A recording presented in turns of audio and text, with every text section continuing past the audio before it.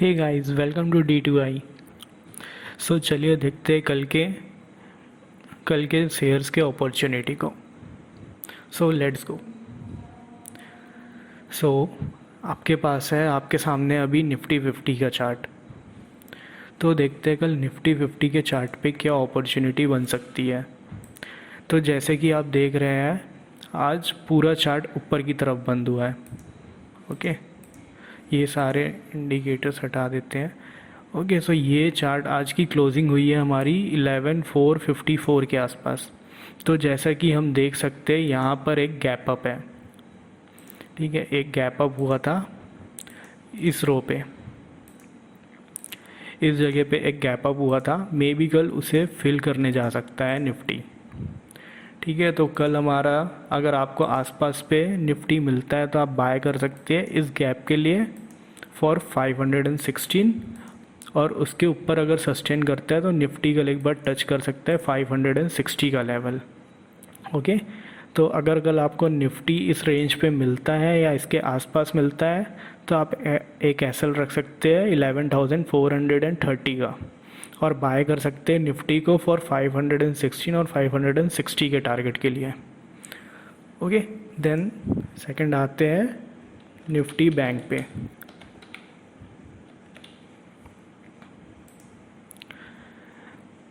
तो अगर हम निफ्टी बैंक पे नज़र डालें तो वो ऑलरेडी काफ़ी बेयरिश है। ठीक है, निफ्टी बैंक ऑलरेडी काफ़ी बेयरिश है, बट यहाँ से कल एक उछाल आ सकता है। ठीक, कल एक उछाल आ सकता है जो कि बैंक निफ्टी को मूव करा सकता है 23,060 के रेंज पे। ठीक है, बट हमें यहाँ नीचे के आसपास से नहीं खरीदना है। अगर बैंक निफ्टी काफ़ी नीचे जाता है और सस्टेन करता है नियर 22,250 के आसपास, तो हमें यहाँ से बाय करना है, एसएल लेना है 22,220 का। ठीक है, अगर 22,250 के आसपास सस्टेन करता है तो 22,220 का एसएल लेकर हमें बाय करना है बैंक निफ्टी को। आपका टारगेट रहेगा 22,500 का। अगर कल गैप अप होता है किसी भी रीज़न से तो हमें सिर्फ बाय करना है अबव 22,670 के ऊपर। अगर सस्टेन कर जाता है तो इस रेंज पे, ओके, 22,670 के ऊपर अगर सस्टेन कर जाता है तो ही हमें बाय करना है, और हमारा टारगेट बनेगा 23,000 का। यहाँ से जैसे ही आप बाय करेंगे तो हमारा एक बाय लेवल बनेगा ये 23,000 का। तो इस रेंज के लिए हम निफ्टी को एक बार, बैंक निफ्टी को बाय करके चल सकते हैं। ओके, नाउ अब स्टॉक्स पे आते हैं। तो हमारा जो पहला स्टॉक रहेगा वो रहेगा एसबीआई। तो हमने जैसे देखा था, हमारा एसबीआई का जो टारगेट था वो था 197 का, जो कि टच होके और भी काफ़ी नीचे आया, 192 तक टच किया और उसके बाद आज ऊपर हो गया।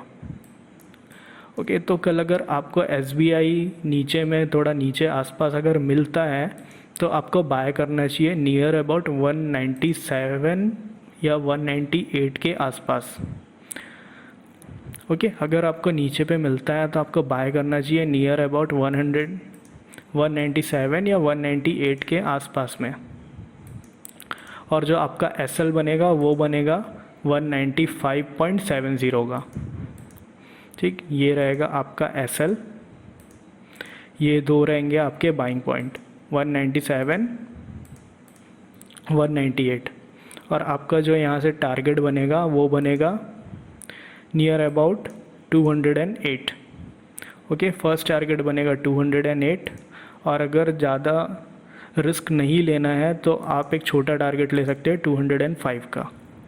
ठीक है, अगर आप काफ़ी सेफ प्ले करना चाहते हैं तो आप इसको बाय कर सकते हैं 201 के ऊपर। 201 के ऊपर प्योर सेफ है 205 तक के। अगर आप एक छोटे प्लेयर हैं तो आप एसबीआई को प्योर बाय कर सकते हैं अबव 201 टू 205। ओके, अगर आप थोड़ा रिस्क ले सकते हैं तो आप बाय करिए 197, 198 के आसपास से 205 और 208 तक। ओके, नाउ हमारा नेक्स्ट है कोटक बैंक।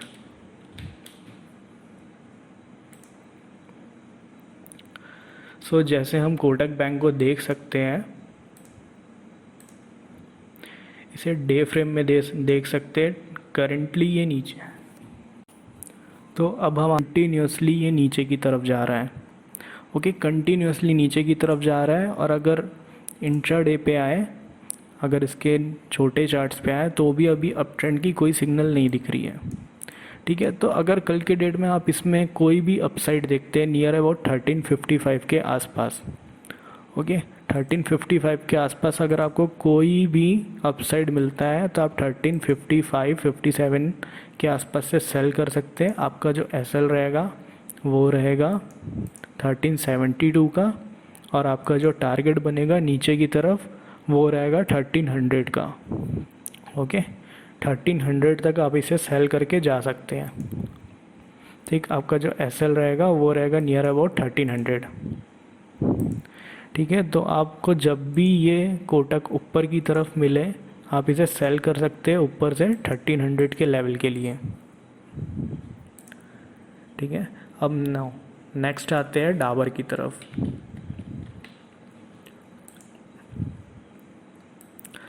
तो ये था डाबर। अब आप अगर डाबर को देखें तो ये बहुत टाइम से, काफ़ी टाइम से एक पेन एंड ट्रायंगल का एक पैटर्न बना रहा था। ओके, एक पेन एंड ट्रायंगल का पैटर्न बना रहा था इस तरीके से नीचे ऐसा। ओके, इस तरह का एक पैटर्न बन रहा था डाबर पे, जो कि आज ब्रेक होके ऊपर पे सस्टेन हुआ है। ठीक है, तो कल आपको अगर थोड़ा नीचे आने पे डाबर अगर 494 के आसपास सस्टेन होता हुआ दिखे तो आप उसे बाय कर सकते हैं for the target of 505। Okay, sustain होता हुआ दिखे डाबर तो आप उसे बाय कर सकते हैं फॉर द टारगेट ऑफ 505 के लिए, 505 के लिए। ठीक है, जो आपका एसएल रहेगा वो रहेगा 493.20 का। ठीक, ओके, तो ये था डाबर का। अब आगे चलते हैं, देखते हैं जेएसडब्ल्यू स्टील के बारे में। तो अगर हम जेएसडब्ल्यू स्टील का डे कैंडल देखें, ठीक है, अगर डे कैंडल देखें तो हम पाएंगे काफ़ी दिन से एक ही लेवल पे घूम रहा है। ओके, काफ़ी दिनों से एक ही लेवल पे घूम रहा है, जो कि ऊपर की तरफ है 295 और नीचे पे एक बहुत ही सपोर्टिंग लेवल है जो है 283 के आसपास। ओके, काफ़ी सपोर्टिंग लेवल है 283 284 का। ठीक है, अब नीचे पे जो लेवल है वो जब भी नीचे जा रहा है वहाँ से ये ऊपर हो जा रहा है, बट 295 के लेवल को सस्टेन नहीं कर रहा है। ठीक है, तो आपको कल अगर 284 283 के आसपास सस्टेन होते हुए दिखे जेएसडब्ल्यू स्टील तो आप इसे बाय कर सकते हैं। आप इसे बाय कर सकते हैं फॉर द टारगेट ऑफ 290 और 293 के लिए। ठीक है, सिर्फ 290 या 293 के लिए ही आप बाय कर सकते हैं जेएसडब्ल्यू स्टील। और अगर नीचे नहीं है डायरेक्टली ऊपर चल दें तो आप इसे ऊपर से सेल कर सकते हैं 290 या 293 के लिए। आपका एसएल रहेगा 295 का। ठीक है, 295 के एसएल लेकर आप इसे सेल कर सकते हैं फॉर 284। ठीक है, आप 284 का एसएल लेकर इसे सेल कर सकते हैं। ठीक, अगर आपको नीचे मिले 284 पे तो आप 290 तक के बाय कर सकते हैं। अगर आपको ऊपर मिले 293 94 के आसपास तो 95 का एसएल लेकर आप इसे सेल कर सकते हैं।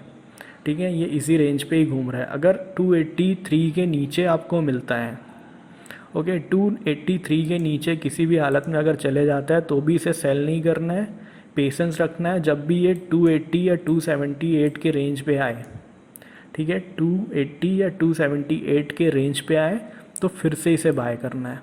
ओके, 278 का ये जो रेंज है ये वाला,